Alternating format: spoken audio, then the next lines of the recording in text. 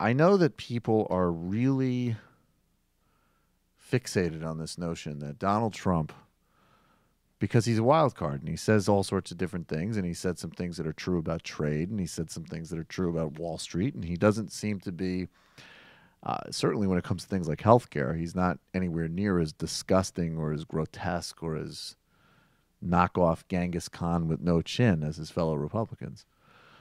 But I think it's important to note something about Donald Trump. Donald Trump has appointed a new national finance chairman.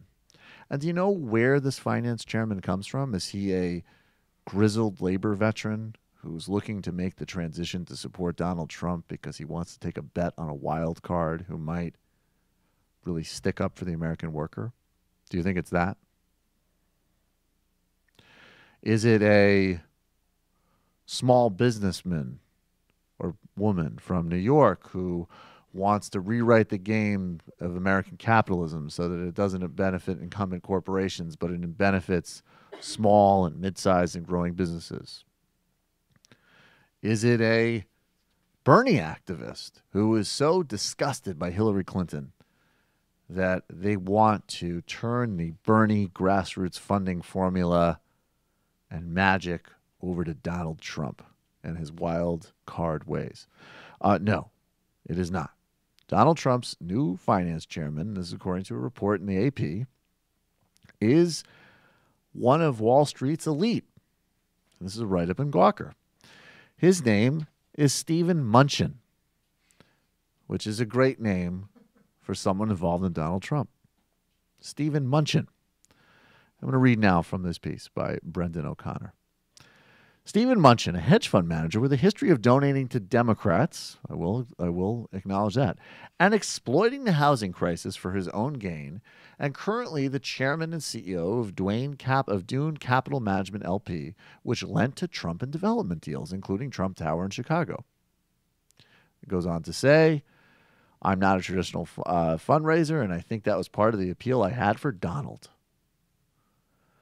I've given to Democrats in the past, and I've always supported the best candidate at the time, end quote.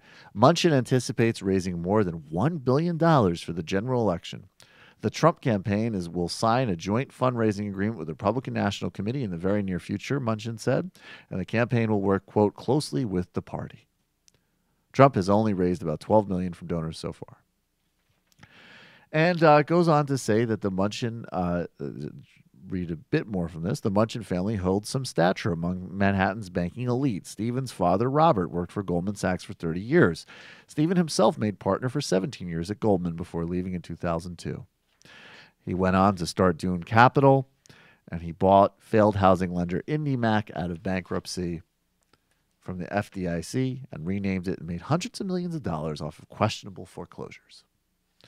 So now a candidate whose whole business acumen is built on inheriting his father's real estate empire and then turning it into a branding exercise where he puts his name on buildings and then profits off of it, whose main contribution to New York real estate was, in fact, paying homeless people to use the bathroom in buildings of people he wanted to evict so he could upgrade and build luxury developments and terrorize middle and working class people with turning off their electricity and everything else, has now signed on as his finance chairman, a Wall Street veteran who grew up in the lap of luxury, like trust fund baby Donald, and himself made a killing off of foreclosures. I feel like somehow this is not man of the people stuff.